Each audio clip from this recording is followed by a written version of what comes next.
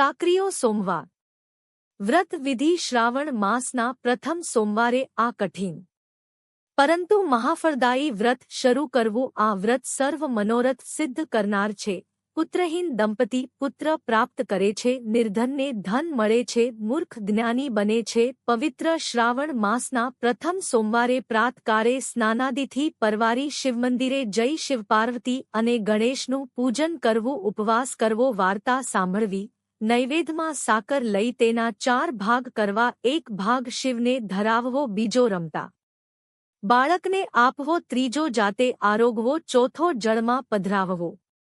પૂર્ણ ભાવભક્તિથી વ્રત કરવું। વાર્તા મહાવટી નગરીમાં ગિરજાશંકર નામનો એક કોઢિયો બ્રાહ્મણ રહેતો હતો। કોઢના કારણે એને કન્યા મળતી ન હતી। બ્રાહ્મણે ઘણા દવા દારૂ કર્યા પણ કોઢ ન મટ્યો। છેવટે કોઈ જ્ઞાનીના કહેવાથી 16 સોમવારનું વ્રત કર્યું। એ વ્રતના પ્રભાવે બ્રાહ્મણની કાયા કંચનવર્ણી થઈ। ગામે ગામથી માગા આવવા લાગ્યા। બ્રાહ્મણે ગુણવંતી નામની એક રૂપાળી અને ગુણવાન કન્યા સાથે લગ્ન કર્યા। પતિપત્ની ભગવાનનું સ્મરણ કરતા કરતા સંસાર સુખ ભોગવવા લાગ્યા। એવામાં ચોમાસું આવ્યું। બારે મેઘ ખાંગા થયા। બ્રાહ્મણના ઘરની દિવાલ તૂટી પડી। પતિ પત્ની બંને જીવ બચાવવા ભાગ્યા। 8 દિવસની હેલી મંડાણી વરસાદ અટકવાનું નામ લેતો નથી। લોકોના જીવ પડીકે બંધાયા। ઘરખેતરો ડૂબી ગયા। વરસાદ અટક્યા પછી બ્રાહ્મણ બ્રાહ્મણીએ કાટમાળ ખસેડી ત્યાં એક ઝૂંપડું બાંધ્યું। ગામ આખામાં ભૂખમરો ચાલતો હતો। ત્યાં બ્રાહ્મણને ભિક્ષા કોણ દે? બ્રાહ્મણે પરદેશ જવાની વાત વિચારી ત્યારે પતિવ્રતા બ્રાહ્મણી બોલી કે સુખે સિધાવો નાથ, મારી જરાય ચિંતા ન કરશો, હું તો પારકા કામ કરીને પેટનો ખાડો પૂરીશ।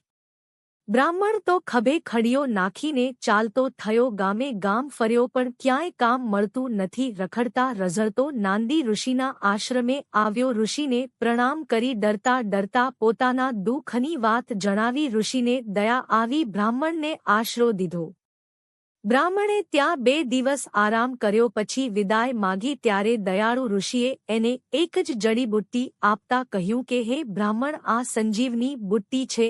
આ બુટ્ટી ઘસીને મરેલા માણસને પીવાથી એ સજીવન થાય છે। આનાથી એક માણસ સજીવન થશે, તેથી યોગ્ય પાત્ર દેખાય ત્યાં ઉપયોગ કરજે। બ્રાહ્મણ જડીબુટ્ટી લઈને ચાલતો થયો। રસ્તામાં એક નગર આવ્યું। આખા વખા નગરમાં શોક છવાયેલો જોઈ એને વિસ્મય થયું। આગળ જતા કોઈનું હૈયાફાટ રુદન સંભળાયું। બ્રાહ્મણને લાગ્યું કે રાજમહેલમાં કોઈ કરુણ આક્રંદ કરી રહ્યું છે। પૂછપરછ કરતા જાણવા મળ્યું કે રાજાનો એકનો એક કુંવર મૃત્યુ પામ્યો છે, તેથી આખા નગરમાં શોક વ્યાપી ગયો છે। બ્રાહ્મણને ઋષિએ આપેલી સંજીવની બુટ્ટી યાદ આવી। એ તો દરવાનની રજા લઈ મહેલમાં ગયો। રાણી હૈયાફાટ રુદન કરે છે અને રાજા લમણે હાથ દઈને બેઠો છે। બ્રાહ્મણ રાજા પાસે જઈને બોલ્યો કે હે રાજન, મને રજા આપો તો હું તમારા કુંવરને સજીવન કરું। રાજાને લાગ્યું કે નક્કી આ માણસ ગાંડો થઈ ગયો છે। મળદા તે કાંઈ બેઠા થતા હશે પણ ડૂબતાને તણખલાનો સહારો। રાજાએ હા પાડી બ્રાહ્મણ કુંવરના શબ પાસે ગયો। બધા રડવાનું ભૂલી તમાશો જોવા લાગ્યા। બ્રાહ્મણે સંજીવની બુટ્ટી ખરલ પર ઘસી એક ટીપું રેડતા જ કુંવરના શબમાં ગરમી આવી। બીજા ટીપે કુંવરની આંખો ખુલી અને ત્રીજા ટીપે તો કુંવર આળસ મરડીને બેઠો થઈ ગયો। રાજા રાણી તો લાકડીની જેમ બ્રાહ્મણના પગમાં પડી ગયા। બ્રાહ્મણ તો ઘડીકમાં વૈભવશાળી બની ગયો। રાજાએ એને રાજપુરોહિતનું પદ આપી રહેવા મહેલ આપ્યો। સેવા માટે દાસ આપ્યા। ભર્યા દરબારમાં ઇનામ અકરામથી નવાજી ધનથી તોડ્યો।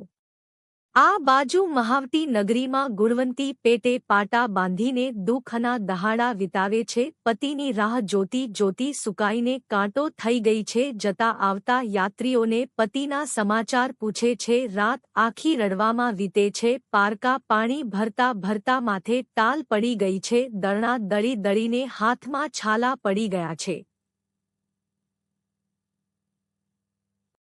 એવામાં પવિત્ર શ્રાવણ મારા આવતા સૌ સ્ત્રીઓ મહાદેવનું વ્રત કરવા લાગી. ગુણવંતીએ પણ વ્રત લીધું. ઘરમાં અન્નનો દાણોય ન હતો, તેથી નકોરડો ઉપવાસ થયો. સાંજે પડોશીના ઘેર પુત્ર જન્મ થતાં સાકારના પેડા વહેંચ્યા.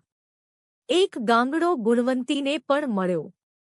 ગુણવંતીએ સાકરનું પાણી પીધું અને શિવનું સ્મરણ કરતી નિંદ્રાધીન થઈ. સપનામાં શિવજી આવીને કહેલા લાગ્યા, દીકરી, તે જાણે અજાણે મારું સાકરિયા સોમવારનું વ્રત કર્યું છે. આ વ્રત આ પૃથ્વી પર ઉમાએ મને પામવા માટે કરેલું. હું તારા પર પ્રસન્ન થયો છું. પૂર્ણ શ્રદ્ધાથી વ્રત કરી ભાવે કરીને ઉજવણું કરજે. તારી મનોકામના પૂર્ણ થશે. બીજા દિવસે ગુણવંતીએ વ્રતની વિધિ વિગતવાર જાણી અને સાકરિયા સોમવારનું વ્રત ચાલુ રાખ્યું. આ રીતે 15 સોમવાર ગયા. 16મા સોમવારે વ્રત ઉજવવાનું હતું, પણ ઘરમાં ખાવા ન હતું. ત્યાં ઉજવણું કઈ રીતે કરવું? ગુણવંતી તો લમણે હાથ દઈને રડવા લાગી. એ જ દિવસે ગિરજાશંકર 70 પેઢી ખાય તોય ન ખૂટે એટલું ધન લઈને આવ્યો. દુઃખના આંસુ હર્ષના બની ગયા. પછી બંનેએ સાથે મળીને વ્રત ઉજવ્યું. 4.25 શેર ઘઉંનો લોટ લીધો, 1.25 શેર ઘી અને 1.25 શેર ગોળના લાડુ બનાવ્યા. એના 4 ભાગ કર્યા. એક મહાદેવને ધરાવ્યો, બીજો રમતા બાળકને અને ત્રીજો ગોવાળને આપ્યો. ચોથા ભાગનો પ્રસાદ વહેંચ્યો. પછી બ્રાહ્મણે ઝૂંપડીની જગ્યાએ વિશાળ હવેલી બાંધી આંગણામાં મોટું શિવાલય બનાવ્યું. પતિપત્ની બંને શિવને ભજવા લાગ્યા. શિવની કૃપાથી બ્રાહ્મણીની કુખે દેવતાઈ તેજવાળો પુત્ર જન્મ્યો. આમ સૌ સારાવાના થયા. હે શંભુ, સાકરિયા સોમવારનું વ્રત જેવું બ્રાહ્મણને ફળ્યું, જેવું બ્રાહ્મણી ફળ્યું, એવું સૌને ફળજો. નમ શિવાય.